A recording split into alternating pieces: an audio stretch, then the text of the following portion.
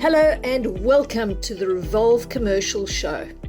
In this show, we take a deep dive into commercial property, conversations with experts in the field, education in commercial real estate, and I share examples of case studies of how to master good commercial acquisitions. My name is Mish Daniel, and I'm the founder of Revolve Commercial, where wealth revolves around you. We've worked with thousands of commercial property owners and have been best known for helping our clients to build wealth, earn great cash flow on autopilot through commercial real estate. If you're interested in speaking with our team to see how we can help you to get your wealth to revolve around you, go to revolvecommercial.com.au.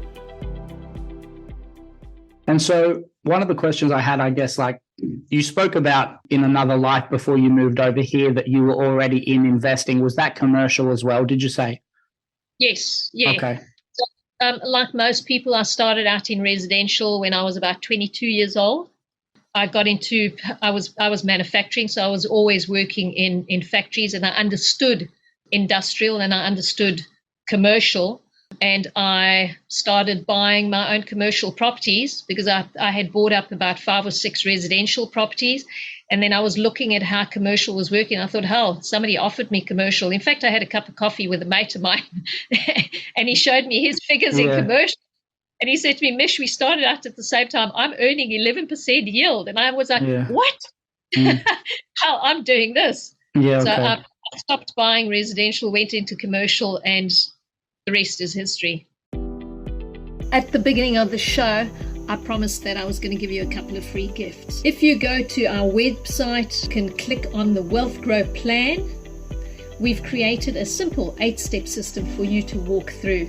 If you want to know if you qualify for a commercial property and how you can move into a commercial property. We also offer you a membership of the VIP Investor Picks. This is roughly plus minus 20 of the top properties that I personally have selected. These properties are shortlisted from at least about 100 properties that we view every single month, and you can click on that list and become a member of that VIP investor list, and that just flies into your email every single month. We also have for you a due diligence checklist. This is what you would need if you're looking at viewing a property.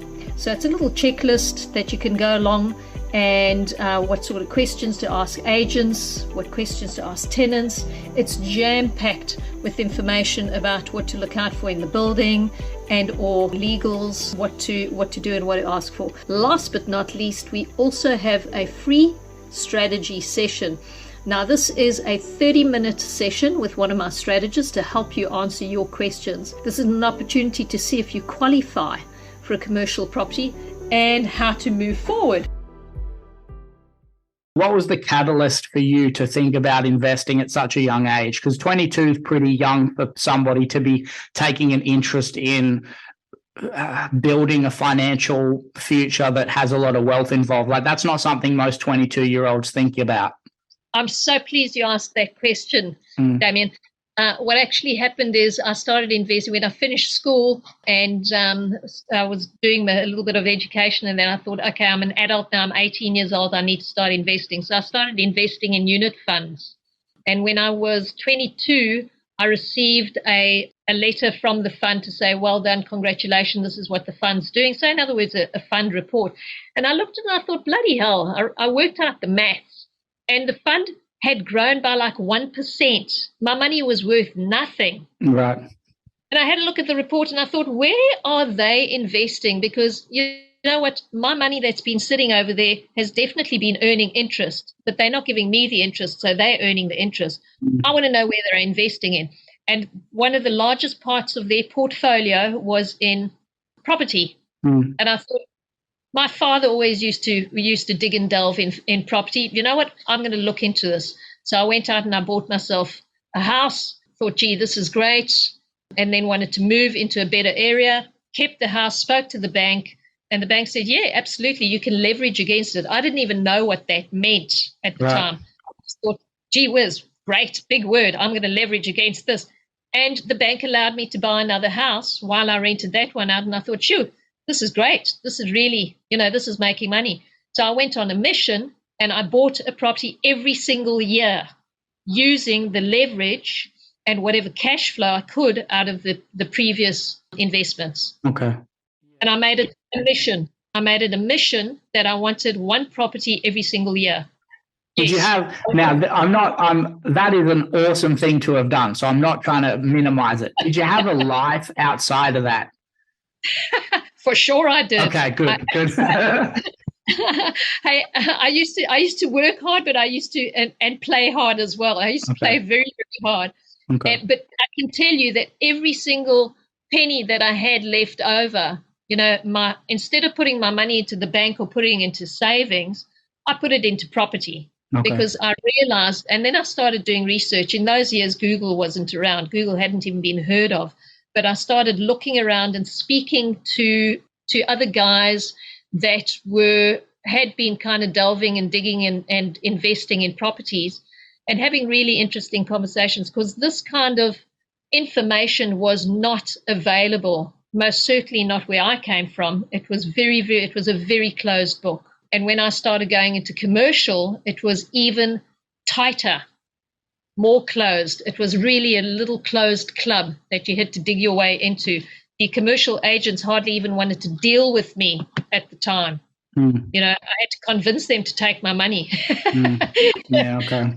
It does feel a bit like that. It feels like sometimes there's parts of the industry that there's a lot of terminology and stuff that is really effective at turning people away from wanting to learn about it because it just seems a bit too hard. Like, I only got into the investing side of things in the last couple of years because I didn't really feel like I wanted to invest the time in learning all the terms to not feel like things were going over my head, right? One thing I was going to ask you that's sort of a bit of a sidestep from the investing stuff before we move on to like another big thing I want to talk to you about, which is female investing. If you could go back to the 25-year-old version of you, and provided she listens to the advice you give her, because sometimes young people can be a bit naive. Arrogant. That's a good word for it. Yeah. What do you think you would say to that person? My arrogant 25-year-old, I would say to that young person, your older years are the most important in your youngest age. So learn how money works as fast and early as you can. Yeah. And compounded interest. Focus on compounded interest.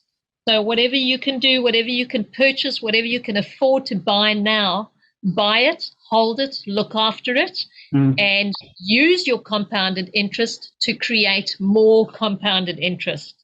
Because the power of compounded interest is just mind-blowing.